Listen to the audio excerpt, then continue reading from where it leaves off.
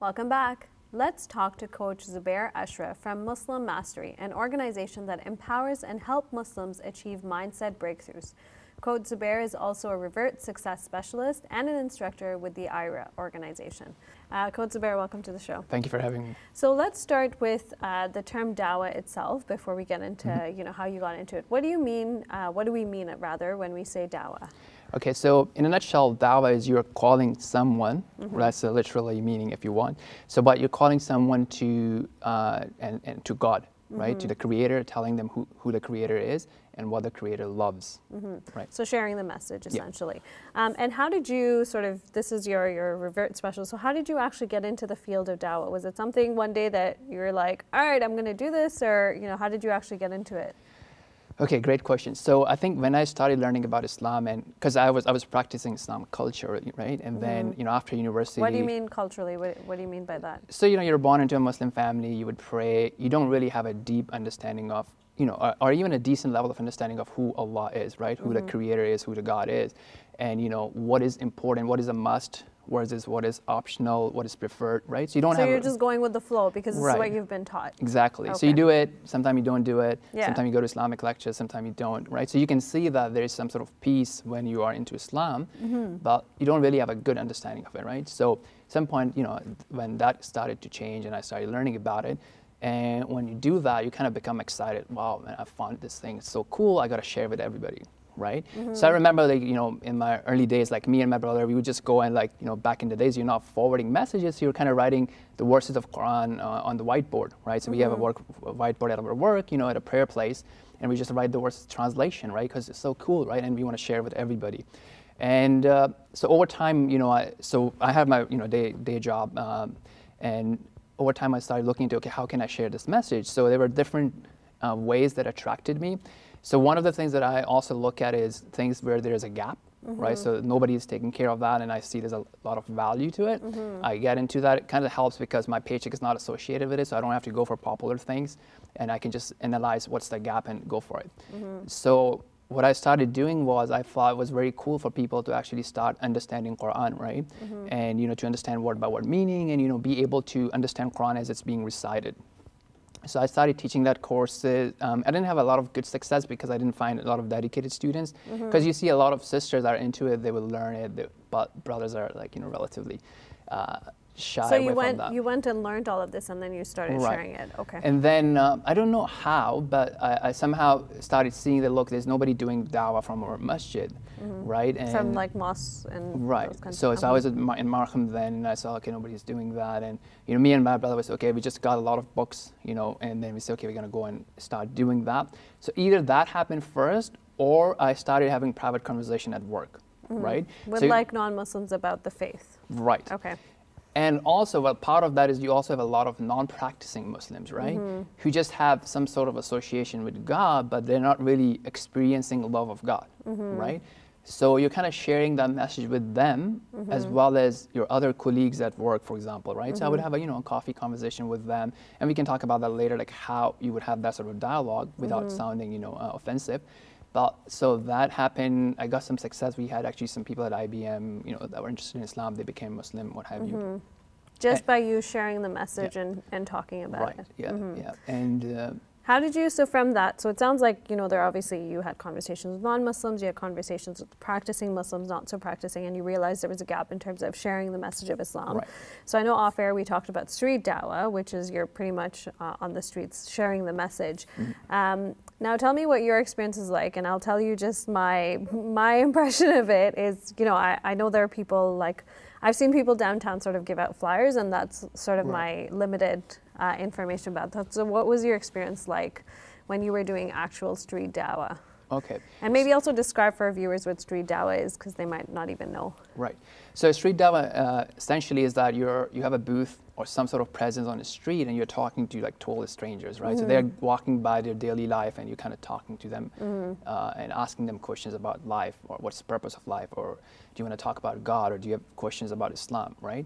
So that's one way of just talking to strangers. Obviously, there are other ways people do it on campus as well. So you can set up a booth on university campus, or in your masjid, you can invite non-Muslims to come in and ask questions, right? So these are basically avenues for you to talk to strangers. Did you find when you were doing it, did you find like people are actually interested? When you stopped them, you're like, hey, well, what do you think about God? Did you actually find like they were interested, or was it kind of like a non-starter? Right. So it depends on the location. Right. Okay. But so obviously you know if you do downtown it's different. If you do it at a subway station it's different. If you're going to be doing it like upscale place it's going to be different, right? So what are people after in that time of the day? So it depends on that. But generally, like obviously you're going to have a very least amount of people that would actually have a conversation with you. And that's something important to realize. A lot of people, because you might see that, oh, he's having a great conversation on social media, but that means that he tried 20 other people that just walked past him or ignored him, right? So you have to be able to take that rejection and, and just I guess keep also moving have on. the patience to sort of work through it, right? So what are some effective techniques, I guess, that because you did street dawah for a while, right? How many years did you do it for? No, so I still do it. Oh, right? You still do it, okay. So you have to see, like, obviously, as I was mentioning earlier, you have to see where's the best use of my time, right? So if I'm doing street dawah, it's not necessarily because I think that's the best way to convey Islam for me, right? Gotcha. But I may do it because it also, there's a side advantages, right? You can take people who are new and they don't know how to give dawah, or they're not confident enough. So this could be a safe place for them to practice, right? Because it's not that, okay, you're talking to a stranger. If he rejects you, you don't really have to see him tomorrow, right? So for some people, that's a good safe zone to get started, right? So that's one way of doing that. So you kind of take a few people and help them practice and get comfortable and get confident, right? So location is one of them, helping new people sort of in a safe space. What are some other techniques if you find, like, in terms of engaging in dialogue that you implement? So some other things, like if you're offering something, right? So let's say if you have something at your booth, right? You're offering cold water, right? It's a hot day, you're offering cold water or a drink or cookies or candies. So it becomes like, very appealing in a sense that, okay, you're offering them something and you want to have a chat about something. So that's one thing that makes the person who's calling to Islam or sharing the message of Islam comfortable and confident. I guess it also personalizes it in some way, right? Yeah, so you're kind of providing some sort of value and comfort to the person who's building a rapport, right? Other ways is basically, for some people, like, they just do like, hand out flyers, right? They don't want to have a conversation and they just want to offer, hey, we have, free information on Islam. And a lot of people appreciate that, right? So I think it also kind of becomes in a sense of like, at the end of the day, we also have to see how we are serving God, right? And part of serving God is serving humanity, right? So you can have a lot of value in your life when you're helping other people. And there's different ways of helping other people. You can go to hospitals, you can provide charity, you can provide food. And alongside that, you can also provide value for their soul, right? Because true happiness comes when we are connected with the Creator. So that can have different ways, right? So sometimes it's a conversation, sometimes it's handing out a flyer, a DVD, or, whatever, right? So whatever the means are. So people can do it in different ways. So I know it's some people in the Muslim community as well as non-Muslim community, like if you're into something, then you say, hey, everybody should become like that, right? So if you're into entrepreneurship, you're like, oh, everybody should quit their 9 to 5 and have a side income. But that may not be the best advice for that person, right? I mean, he has a family, he has this and that, and so it's important to understand and help the other person understand, look, is this for you? Is this the best thing for you, best investment of your time? So I think that's really helpful because I know for me, I don't think I'd ever be able to go on the street and do dawah within that way. So I think some of the other ideas that you shared about really serving humanity are, excellent ways to sort of share the message. I want to address some concerns that folks might have, because when we think about dawah or missionary work, you often think of people who are coming there to sort of convert you and be like, okay, this is the right path, therefore you should, you should revert or else kind of thing. So for Muslims within this frame of work or frame of mind, is it about that, or is it merely about, this is the message of Islam and I want to share this with you and it's up to you what you want to do with it? Okay, well, that's a big question. So I'm going to break it down into three different things, right? So firstly, like when I have this sort of conversation with someone I know, right? I'm going to set some guidelines, some boundaries, right? Why are we having this conversation? So I would just start with look, I want to have a chat with you. Let's, go for coffee sometime. And, so I'm going to be talking to you about a topic that, is usually something not talked about, but I want you to understand the reason I'm sharing with you, right? Is imagine that if I found something that really gives me a lot of energy and, I feel, I found a new coffee, right? And I'm like, wow, man, you got to try this coffee. It's so amazing. I just feel energized all day long. right? And then if you don't buy into that idea, I mean, we still have the same relationship, right? The same relationship at work, collaboration, what have you. But, you know, if I find something really exciting and I really care for you, I'm going to share it with you, right? So from that angle, I'm going to share with you, you know, some of the ideas that I believe in, right? You know, and what this life is about, what's the purpose of life, who's the creator, what's after life. And the reason I'm sharing with you is because I think you're going to have a lot more value from your life. You're going to have a, you know, fuller life, and you're going to have a fuller experience after life, right? But if you choose not to agree with me, you know, nothing changes, right? We can have this conversation in a non-judgmental way, right? But then on your second thing about, like, you know, if you're not comfortable with street dawah, the second thing is basically for anyone who's not comfortable with street dawah, right? There's a unique position that you are in, that everybody is in the society, right? So you have a friend circle, your circle of influence or your circle of network that I cannot reach out to, right? So, you know, either the message will not be shared with them directly, because if you're not sharing the message, then someone else is sharing the message. That could be the media or what have you, right? So, but if somebody who trusts you and, you know, you're friends with, if you share the message with them, that would have a much higher value than if a stranger was to share the message with them, right? So this is also something to think about, that, you know, I have people that I care about, and part of that conversation is also that, look, if I'm not sharing the message with you, I personally feel that either I'm afraid of something or I'm being hypocritical because, you know, hey, I care about you, I know this thing has a lot of value, at least I should share it with you. If you don't agree to it, if you don't want to try it, that's fine, I respect that. So when it comes to dawah work itself, I want to, you know, sort of address the concern that I think people might have where, you know, there's this notion that if you're doing dawah or missionary work, your ultimate goal is you're there to show people the right path, and if they don't accept, then, oh my God, they're doomed, kind of thing. So when it comes to sort of the Muslim work within that field, is that what it's about? Is it about, you know, making people revert, or is it more about, you know, this is the message and we want to share the message of Islam with you? Okay, fantastic. So first of all, I think part of our faith and getting close to Allah subhanahu wa ta'ala depends on sharing. Right? So if you think about the chapter, you know, Surah Al-Asr, so it's one of the shortest chapter in Quran, it talks about 4 qualities, right? Which the 2 of them are related to you mostly, between you and God, which is the faith and doing righteous actions, right? But then there are other 2 that are connected with the community and others, right? Which is to advise them, encourage them, call them to being patient and calling them to the truth, right? So that's on a personal level, right? So it's a part of your faith would involve that. So either you're doing that with a Muslim fellow or you know, who is struggling, or you're doing that to a non-Muslim, right? Now, from a non-Muslim perspective, when I have that sort of conversation, I will, you know, set the guidelines and say, look, the reason I'm having this conversation is I find this to be really cool. I think you're going to have an amazing quality of life if you had your soul being nourished, right? So I want to share that with you, and that will also, you know, improve and have a fantastic afterlife experience. But if you don't agree with it, that's fine, right? I mean, we can continue the dialogue till, you know, we discuss that in an open, non-judgmental manner without, you know, compromising our, you know, secular relationship, whether it be any sort of collaboration or friendship that we are into. And no other ulterior motives, it's just... Yeah, it's just sharing the message. It's to share the message, but at the same time, you know, so let's say if you have a smoking problem, right, and I'm advising you, and I would love for you to quit smoking, right, and I'd love to show you that if you were to quit, you know, it's going to make you give you so much energy during your day.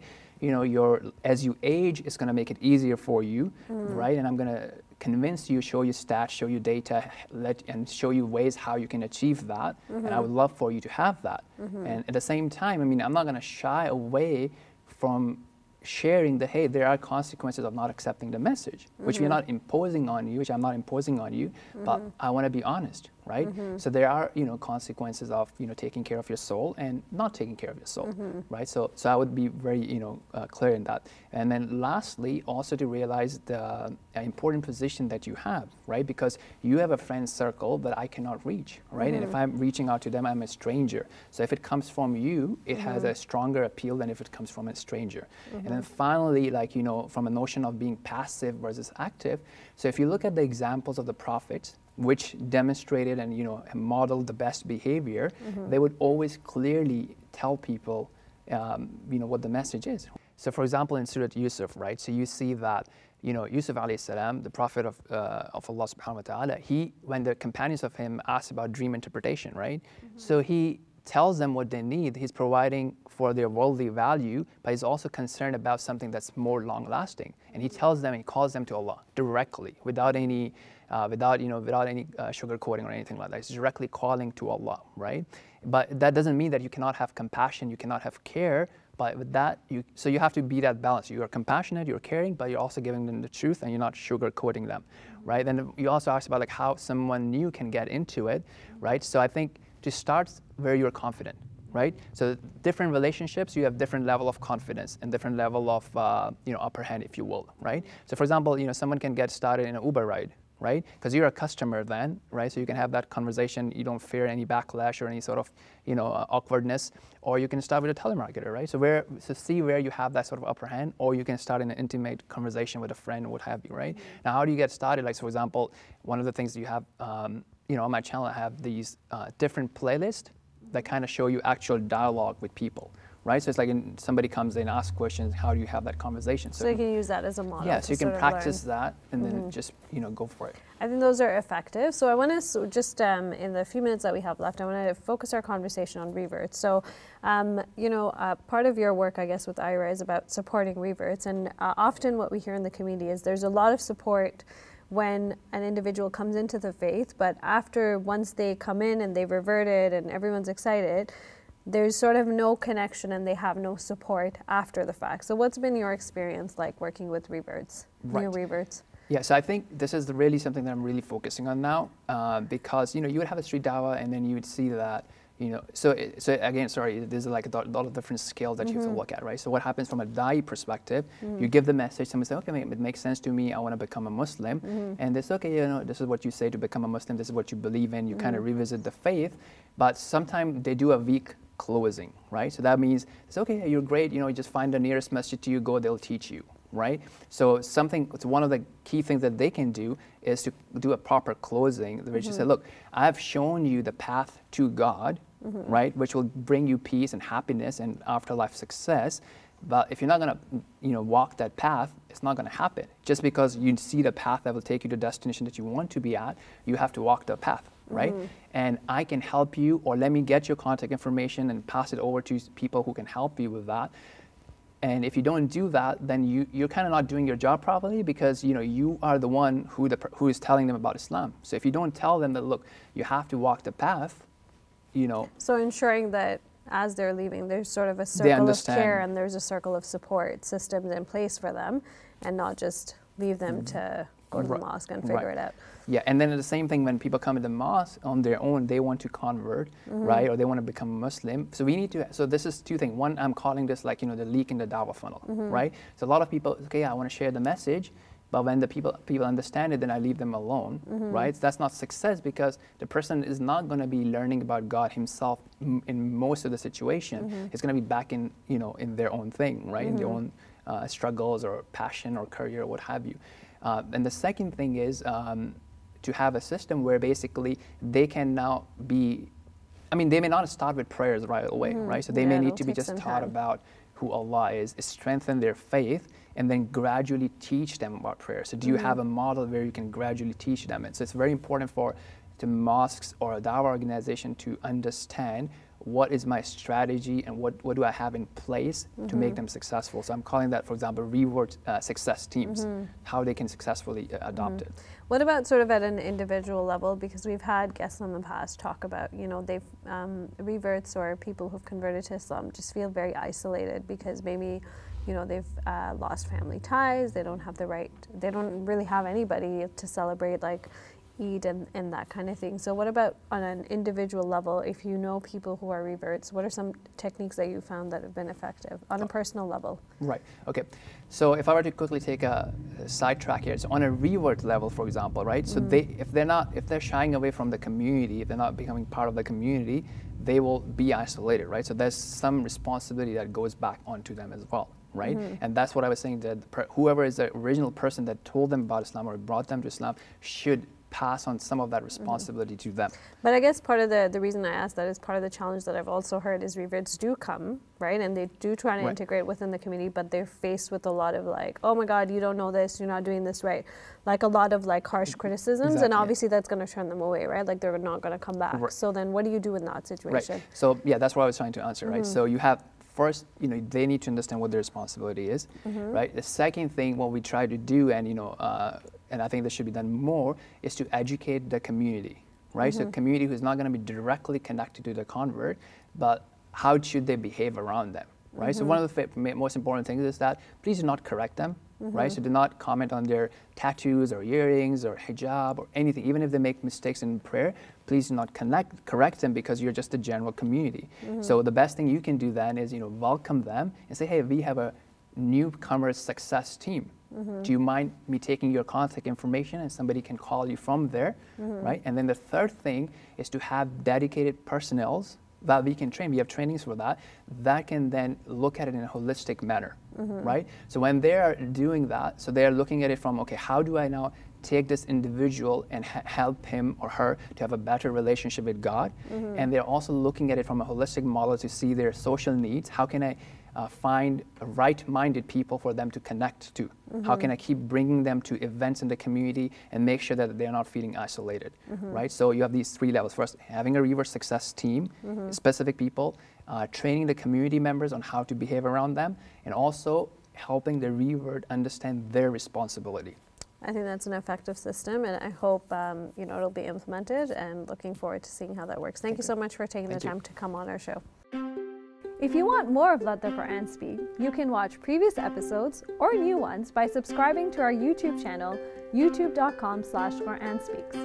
Stay updated by liking us on Facebook and following us on Twitter @Quran_speaks. And when you're on the go, listen to our podcast at QuranSpeaks.com.